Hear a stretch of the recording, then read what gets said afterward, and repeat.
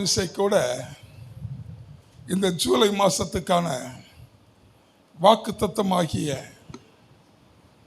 வார்த்தை நீதிமொழிகள் புஸ்தகம் 3வது அதிகாரத்தில் 5வது 6வது வசனத்தை நாம் வாசித்து இந்த நாள் தியானத்துக்காய் கடந்து செல்லலாம்.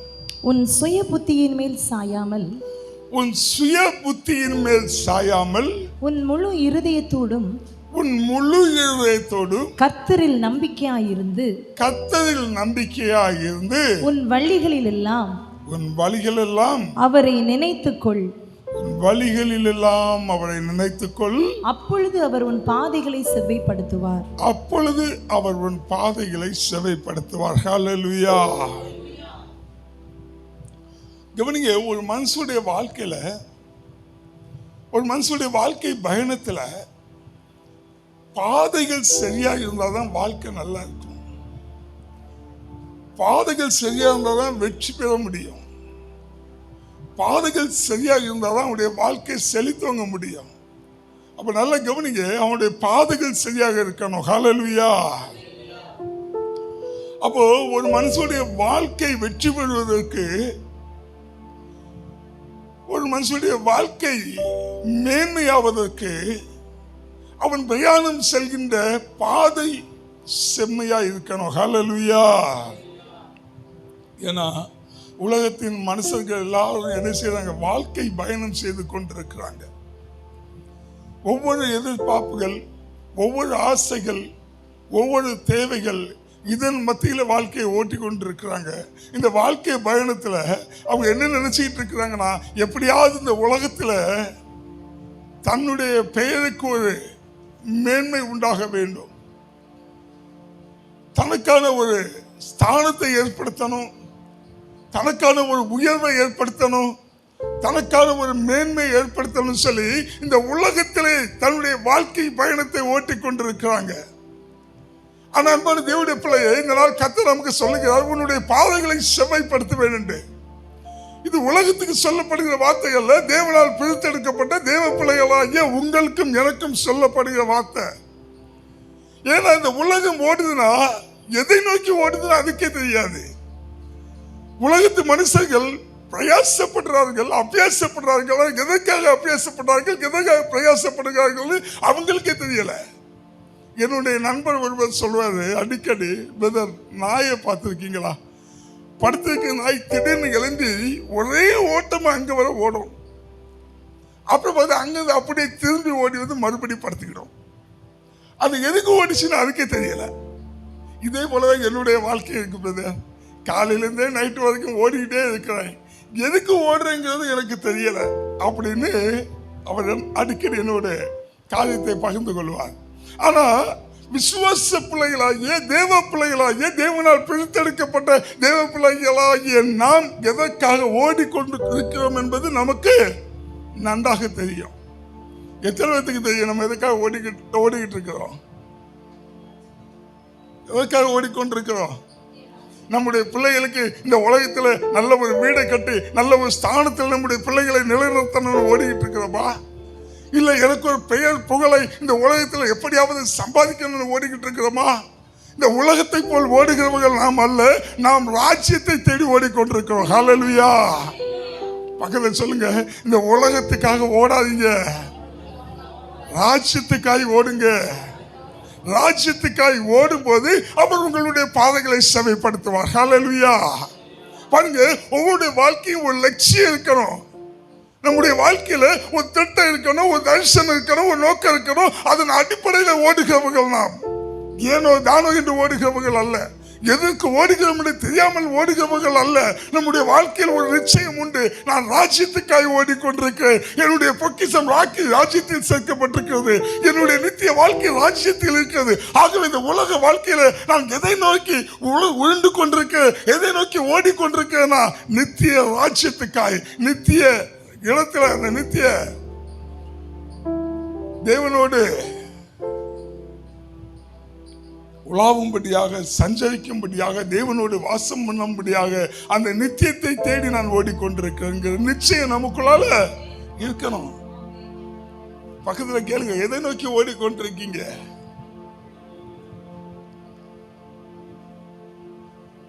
ஹல்லேலூயா. நல்லா கவனிங்க. ஒருவனுடைய ஓட்டத்துக்கு ஓடுதளம் ரொம்ப முக்கியம். ஓட்டத்துக்கு ரோடு ரொம்ப முக்கியம். என்ன சொல்லணும்னா, நம்ம ஓடுகிற ஓட்டத்துக்கு பாதை ரொம்ப முக்கியம். இந்த குதிரை பந்தயம் நடத்துகிற இடத்தை பார்த்துக்கீங்களா? அங்க அந்த ஓடுதளத்தை, அந்த பாதையை மிகவும் அழகாய் சீர்படுத்தி, அழகாய் சுத்தப்படுத்தி நீட்டா வச்சிருப்பாங்க. எதனால? குதிரை ஓடுகிற ஓடுதலும் நீட்டா இருக்கணும். அதே போல மனுஷங்களுக்கான ஓட்டப்பந்தயம் வச்சிருக்கிற இடங்களை பார்த்தீங்களா? அங்க இருக்கிற குப்பைகளை அகற்றி, அங்க இருக்க கற்களை அகற்றி, அங்க இருக்க முட்களை அகற்றி, அங்க இருக்க தடைகளை அகற்றி, அங்க இருக்கிற இடையூறுகளை அகற்றி, அந்த மனுஷன் எந்த விதத்திலும் தடைப்பட்டு விடக்கூடாது என்பதற்காக, அவன் ஓட்டத்தை நேர்த்தியாக ஓட வேண்டும் என்பதற்காக அந்த ஓட்டத்துக்கு லெகுவான காரியங்களை அங்க சரி பண்ணி வைத்திருப்பாங்க. உலகத்தில் வைக்கிற ஓட்டப்பந்தயத்துக்கு இப்படி. ஆனா நம்முடைய நேசர் நம்மளை எங்க ஓட அழைச்சிருக்கிறாரு? ராஜ்யத்தை நோக்கி ஓட. நமக்கு லக்கு உண்டு, நமக்கு ஒரு நோக்கம் உண்டு. ஏனோ தானோ நம்ம ஓடிக்கொண்டிருக்கிறோம். நம்ம ராஜ்யத்தை நோக்கி ஓடிக்கொண்டிருக்கிறோம். நல்ல கவனிங்க. இந்த ராஜ்யத்தை நோக்கி ஓடுகிற நம்முடைய வாழ்க்கையில எந்த இடையூறும் வராதபடிக்கு, எந்த தடைகளும் வராதபடிக்கு, எந்த பிரச்சனைகளும் வராதபடிக்கு அவர் பாதுகாக்கிற பாதுகாவலாக இருப்பது மட்டுமல்ல, நம்முடைய பாதைகளை அவர் செவைப்படுத்துகிறவராக இருக்கிறார். ஒருபோதும் ஒரு இடத்துல சர்க்கிளாகி நின்று விட அவர் விடவே மாட்டார். ஹல்லேலூயா. ஏனா உங்களை அவர் பிடித்து எடுத்திருக்கிறார். அவர் உங்களை வேறுபடுத்திருக்கிறார். அவருடைய ராஜ்யத்தில் கூட்டி சேர்க்கும்படியாக. ஆனபடினால உங்களுடைய நோக்கம் எல்லாம் எதை இருக்கணும்னா, என்னுடைய பிரச்சனை தீராதா, என்னுடைய வியாதி தீராதா, என்னுடைய கடன் தீராதா, என்னுடைய இடையூறுகள்,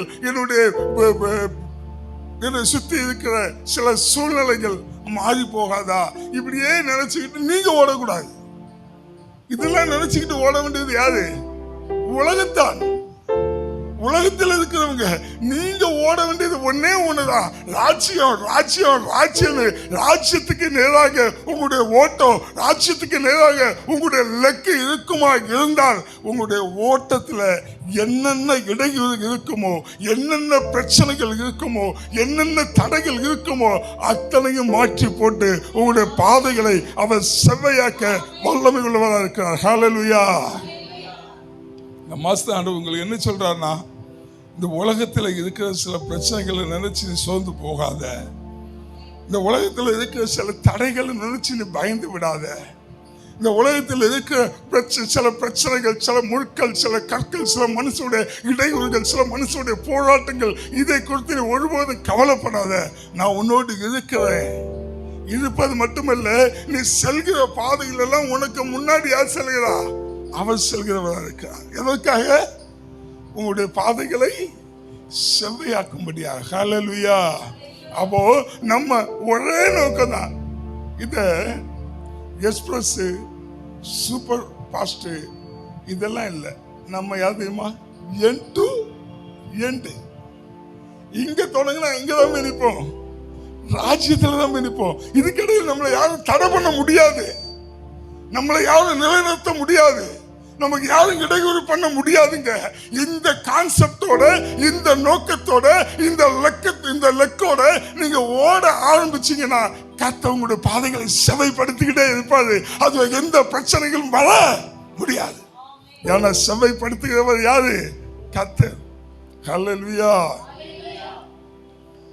அப்ப நம்ம எப்பவுமே நினைச்சு பாருங்க, இஸ்ரவேல் ஜனங்களை அடிமைத்தனத்திலிருந்து மீட்டாரு. மீட்டு எகிப்துல இருந்து வெளியே வந்த உடனே அவங்க எங்க கால் வைக்கணும்? கானான்லயே கால் வச்சாங்க. அழைப்பு எங்க? இஸ்ரவேல் அடிமை ஜனங்களுக்கு அழைப்பு எங்க? கானானுக்கு. கானானுக்காக தான் இஸ்ரவேல் ஜனங்க அழைக்கிறாரு. அப்போ எகிப்தின் அடிமைத்தனத்துல இருந்து வெளியே வந்த உடனே கானானுக்குள்ள கால் வச்சாங்களா? கடல்ல கால் வச்சாங்களா? கடல்ல கால் வச்சாங்க. கடல் தடை அனுக்குது. ஏன்னா மீட்கப்பட்ட ஜனங்கள் கானானுக்குள் செல்வதற்கு முன்பாக விசுவாச பயணம்னு ஒண்ணு வச்சுட்டாரு. பக்கத்துல சொல்லுங்க, நீ ராஜ்யத்துக்கு போறதுக்கு முன்பாக விசுவாச பயணம்னு ஒண்ணு இருக்குது. இப்படி விசுவாச பயணத்துல இருக்கிற நீங்க நினைச்சு கொண்டிருக்கீங்க, நான் தூங்கிட்டு இருக்கிறேன், நான் வேலை செஞ்சு, அதெல்லாம் இல்லை. நீங்க என்ன பண்ணிட்டு இருக்கீங்கன்னா விசுவாச பயணம் செய்து கொண்டிருக்கிறீர்கள். ஹல்லேலூயா. பாருங்க, இஸ்ரவேல் ஜனங்களுக்கு விசுவாச பயணத்தை வச்சார். அதனாலதான் பாருங்க, இந்த எகிப்து அடிமைத்தனத்துல இருந்து வந்த உடனே, வெளியே வந்த உடனே முன்னாடி என்ன நிற்கிறார்? செங்கடல், ஒரு பெரிய தடை. நோக்கும் கானான். கானான் போறதுக்கு முன்னாடி இங்க ஒரு பெரிய தடை. அப்ப கவனிங்க, இது இஸ்ரவேல் ஜனங்க அங்க புகுந்து ஓடிடலாமா, இங்க புகுந்து ஓடிடலாமா, வடக்கால ஓடிடலாமா, தெற்கால ஓடிடலாமான்னு நினைக்கல. மோசைக்கு நல்லா தெரியும், எங்களுடைய இந்த விசுவாச பயணத்துல வருகிற தடைகளை மாற்றி போட ஒருவர் எங்களோடு இருக்கிறார். அதனாலதான் பாருங்க, ஜனங்கள்லாம் இந்த செங்கடலை பார்த்து அங்கலாய்த்து கொண்டிருக்கும் போது மோசை மட்டும் தேவனை நோக்கி பார்த்தான். செங்கடல் இரண்டாய் பிளந்தது. செங்கடல் என்கிற தடையை தேவன் உடைத்து போட்டார். அதே போல தேவனுடைய பிள்ளையே, அடிமைத்தனத்திலிருந்து மீட்கப்பட்ட நீங்க இப்ப என்ன பயணம் போய்கிட்டு இருக்கீங்கன்னா, இஸ்ரவேல் ஜனங்கள் எப்படி விசுவாச பயணத்தை மேற்கொண்டாங்களோ அதே போல நீங்க விசுவாச பயணத்தை மேற்கொண்டிருக்கீங்க. இஸ்ரவேல் ஜனங்களுடைய வாழ்க்கையில பிரச்சனைகள் வந்தது, நெருக்கடிகள் வந்தது, போராட்டங்கள் வந்தது, வியாதிகள் வந்தது, பலகீனங்கள் வந்தது, யுத்தங்கள் வந்தது. ஆனா ஒன்றும் இஸ்ரவேல் ஜனங்களுடைய விசுவாச பயணத்தை தடுத்து நிறுத்த முடியல. ஏன்னு கேட்டீங்கன்னா, இஸ்ரவேல் ஜனங்கள் சென்ற அந்த விசுவாச பயணத்துல கர்த்தர் முன்னாடி சென்றார். பாதைகளை செவ்வைப்படுத்துகிற கர்த்தர் இஸ்ரவேல் ஜனங்களுக்காக பாதைகளை செவ்வைப்படுத்தி கொண்டே இருந்தது போல, இந்த நாள்ல தேவனை நோக்கி, ராஜ்யத்தை நோக்கி பிரயாணம் பண்ணுகிற, வாழ்க்கை பிரயாணம் பண்ணுகிற உங்களுக்கு முன்பாக கர்த்தர் கடந்து போய் கொண்டிருக்கிறார். உங்களுடைய பாதைகளை செவைப்படுத்துவார். ஹல்லேலூயா. அப்ப உங்களுடைய நோக்கம் எல்லாம் இந்த உலகத்தை கொடுத்த கவலை வேண்டாம். உங்க கவலையில எங்க இருக்கணும்? நான் ராஜ்யத்துக்கு, நான் ராஜ்யத்துக்காய் அழைக்கப்பட்டவன், நான் ராஜ்யத்துக்காய் பிரித்தெடுக்கப்பட்டவன் அப்படின்னு சொல்லி உங்களுடைய எண்ணங்கள் எல்லாம் எப்படி இருக்கணும்? ராஜ்யத்து மேல இருக்கணும். இந்த ராஜ்யத்து மேல உங்க எண்ணம் இருக்குமா இருந்தால் தேவன் உங்களுடைய பாதைகளை எல்லாம் செம்மையாக்குவார்.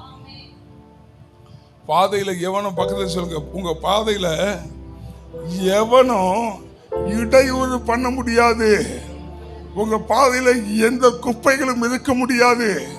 உங்க பாதையில எந்த தடைகளும் இருக்க முடியாது. உங்களுடைய பாதையில எந்த கோணலும் இருக்க முடியாது. ஏன்னா கர்த்தரை சரி செய்கிறவரா இருக்கிறார். கர்த்தரை பாதைகளை செவைப்படுத்துகிறவரா இருக்கிறார். ஹல்லேலூயா.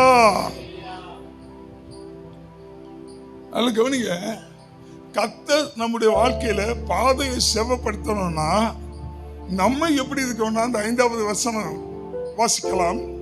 நீதிமொழிகள் 3:5. உன் சுய புத்தியின் மேல் சாயாமல். என்ன செய்யக்கூடாதா? உன் சுய புத்தியின் மேல் சாயாமல் உன் முழு இருதயத்தோடு கர்த்தரில். நல்ல கவனிங்க, தேவன் நம்முடைய பாதைகளை சரிப்படுத்தணும்னா நம்முடைய சுய புத்தி மாதிரி நடக்கக்கூடாது.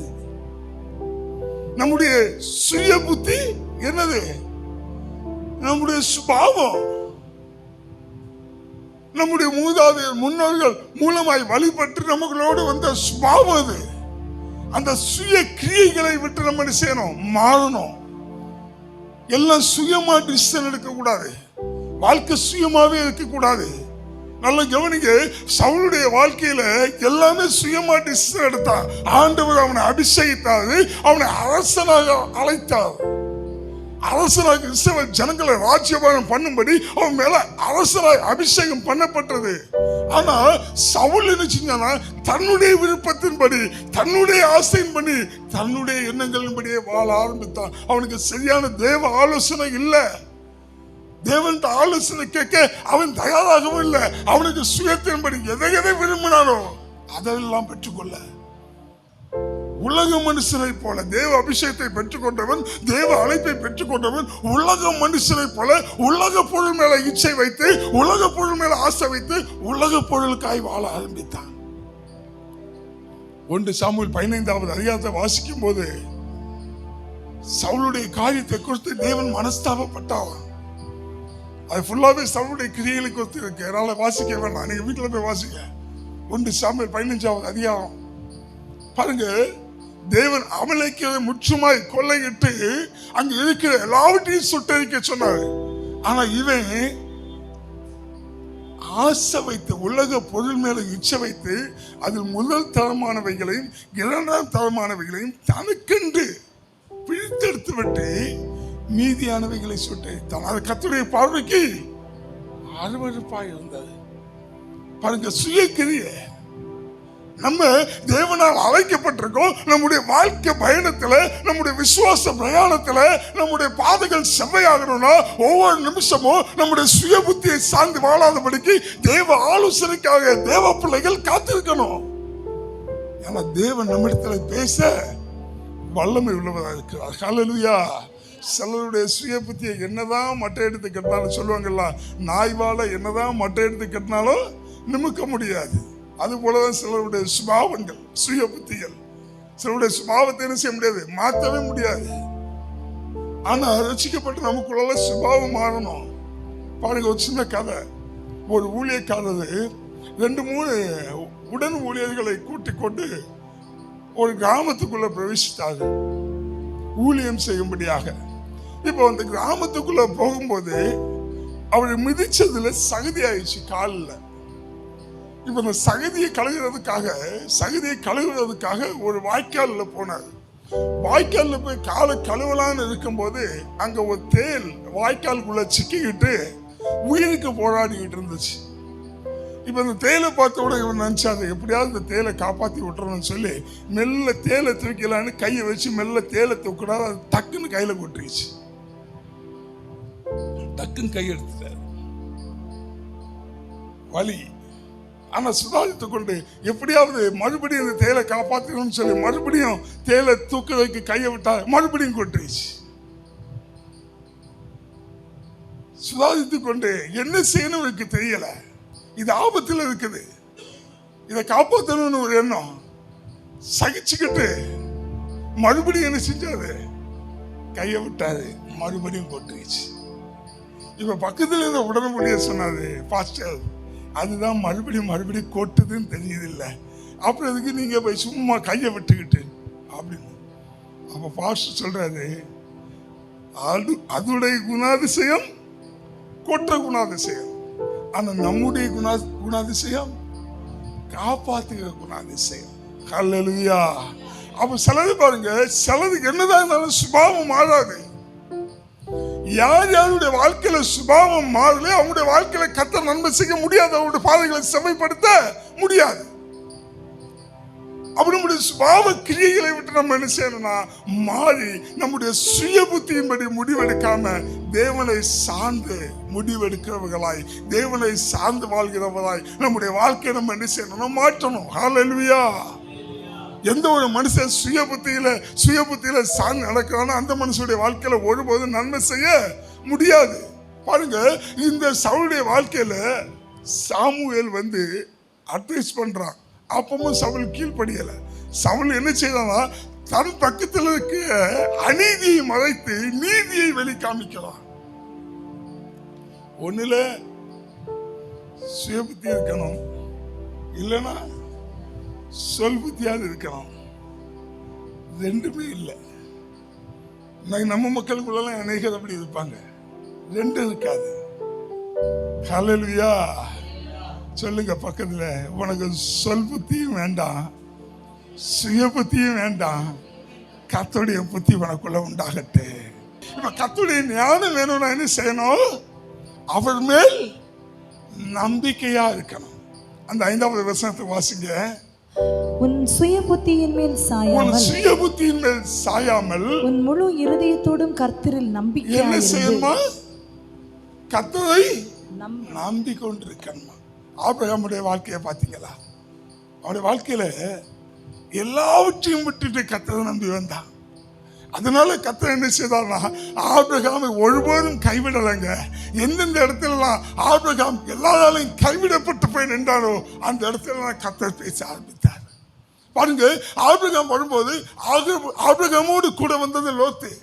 ஆனா ஒரு கால சூழ்நிலையில லோத்துடைய மந்தை மேய்ப்பருக்கும் ஆபிரகாமுடைய மந்தை மேய்ப்பருக்கும் சண்டை உண்டாகி அது நிமித்தமா இந்த லோத்து கூட ஆபிரகாமை விட்டு பிரிந்து போயிட்டான். ஆபிரகாமை விட்டு பிரிந்து போய் ஆபிரகாம் தனியா நிற்கும் போது உடனே தேவன் இறங்கி வந்து ஆபிரகாமோடு பேசினார்.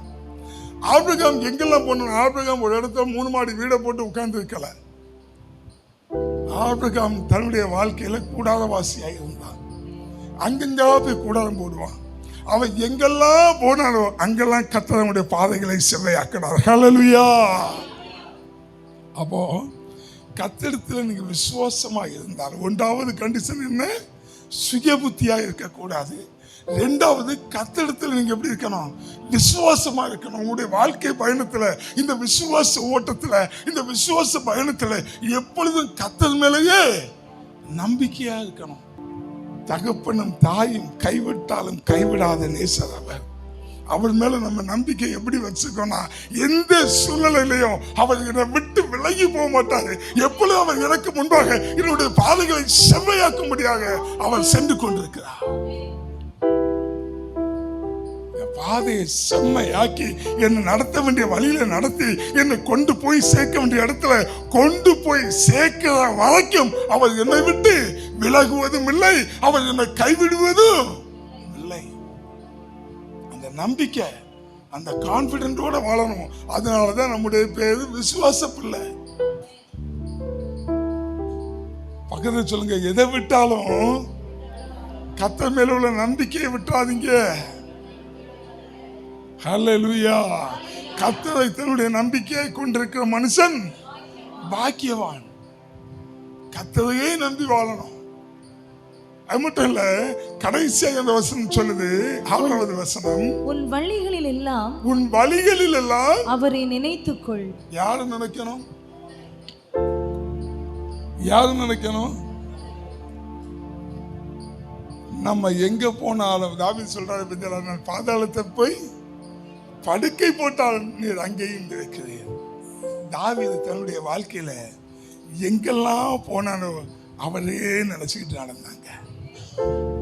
நம்ம எப்ப எங்க போனாலும் எங்க வந்தாலும் என்ன செய்தாலும் நம்முடைய நினைவுகள் எல்லாம் அவர் மேல இருக்கணும். என் வழியை வாய்க்க பண்ணுகிறவர் அவர், என் பாதைகளை செவ்வை பண்ணுகிறவர் அவர், இதை நடத்துகிறவர் அவர். பாருங்க, நம்முடைய வாழ்க்கையில என்ன சூழ்நிலை இருந்தாலும் சரி, அதை சரி செய்கிறவர் ஒருவர் என்னோடு இருக்கிறார். தாவீதுடைய வாழ்க்கையில பிரச்சனை அதிகம், போராட்டம் அதிகம், நெருக்கடிகள் அதிகம். மொத்த பைபிள்லயே ஒரு மனுஷனுக்கு அதிகமான விரோதிகள் எழும்பினாங்கன்னா தாவீதுக்காக தான். தாவீதுக்கு மட்டும்தான் அதிகமான விரோதிகள். ஆனா அத்தனை விரோதிகள் மேலையும் தனி மனுஷனால செயல்படுத்த ஒரு மனுஷன் இருக்கிறாருனாலும் தாவீது மட்டும்தான். ஏன் தெரியுமா? அவர் எங்க போனாலும் எங்க வந்தாலும் அவர் சொல்றது என்னன்னா, கர்த்தர் என் வலது வாசத்தில் இருக்கிறபடியால் நான் அசைக்கப்படுவதில்லை. கர்த்தர் எனக்கு முன்னாடி போகிறபடியால் நான் அவருக்கு பின் செல்கிறவனாக இருக்கிறேன். இந்த தாவீது சொல்லுகிறான், இரவும் பகலும் அவரையே தியானித்துக் கொண்டிருக்கிறேன். சாமங்களுக்கு முன்பாக என்னுடைய கண்கள் விழித்துக் கொள்கிறது. அப்ப பாருங்க, எப்ப பார்த்தாலும் என்ன எல்லாம் தேவன், கர்த்தர், இயேசு. கடந்த நாள் இந்த ஒரு வீட்டுக்கு போயிருந்தேன். அந்த வீட்டுல அந்த அம்மா மருமகள்கிட்ட டீ போட சொன்னாங்க. டீயை போட்டு கொண்டு வைக்கும் போது அங்க இருக்கிற ஒரு 5 வயசு பையன், சின்ன பையன், டக்குன்னு டீயை தட்டிட்டான் எழும்பும் போது. உடனே அந்த மருமக போட்டு சொல்லிச்சு, இயேசுவேன்ச்சு. நான் அதுக்கு முன்னாடி 2-3 வாட்டி நோட் பண்ணேன். அவங்க இயேசுவே, இயேசப்பா அப்படின்னு சொன்னாங்க. இப்போ அந்த காப்பியை கொட்டின உடனே இந்த பொண்ணு சொல்லிச்சு, இயேசுவேன்னு சொல்லிச்சு. உடனே மாமியார் சொன்னாங்க, அவனை கூட்டு போய் கழுவி விடுன்னு. இந்த பொண்ணு அந்த சின்ன பையனை கூட்டு கழுவ போயிட்டாங்க. இப்போ மாமியார் என்று சொன்னாங்க, அவ இயேசுவே இயேசுவேன்னு சொல்லுகாலேன்னு நினைக்காதீங்க, அவ மனசுல இருந்து சொல்லல, அவ வாயிலிருந்து நடிக்குதான், கள்ளச்சி.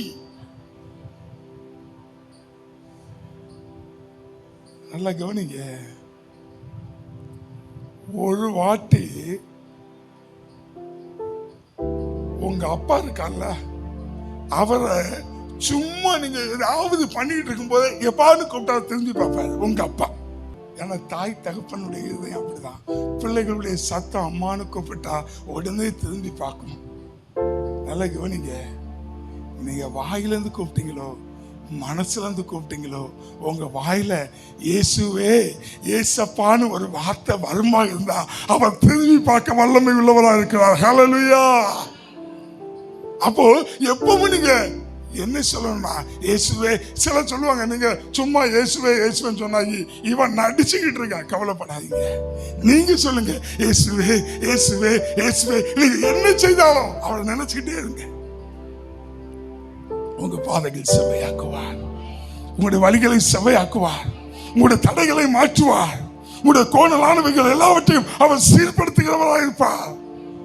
பூட்டப்பட்ட கதவுகளை திறப்பார், அடைக்கப்பட்ட வாசல்களை அவர் திறப்பார்.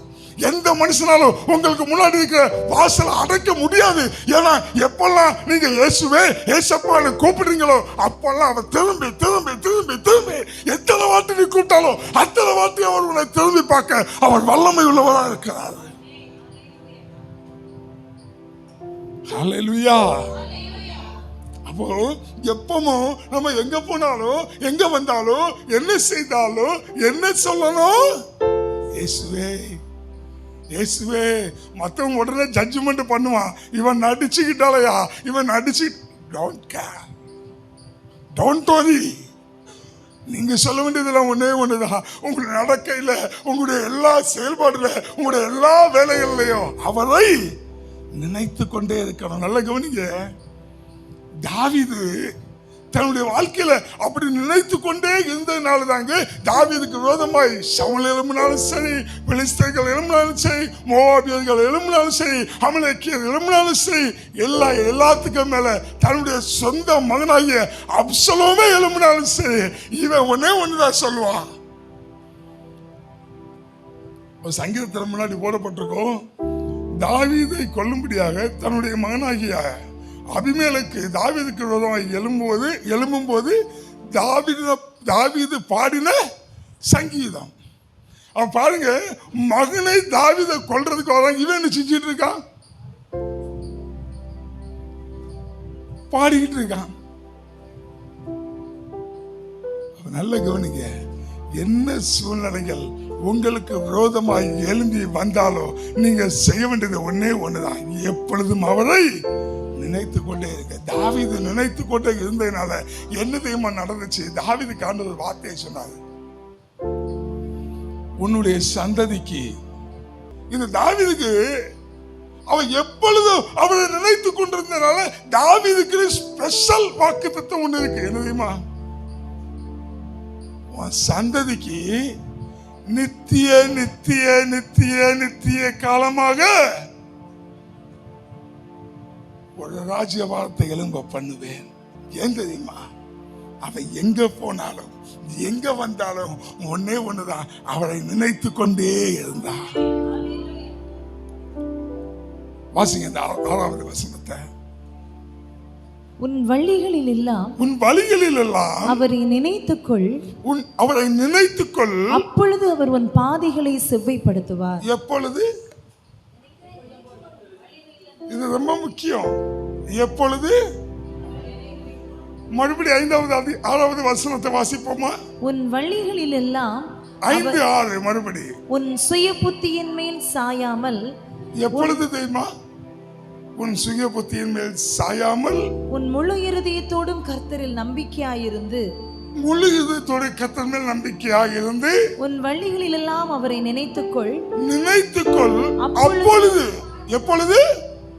அப்பொழுது உன் பாதைகளை செவ்வைப்படுத்துவார். ஒவ்வொரு நிமிஷமும் நம்ம பாதைகள் செவ்வை ஆகணும்னா நம்ம என்ன செய்யணும்? நம்முடைய நினைவுகள் எல்லாம்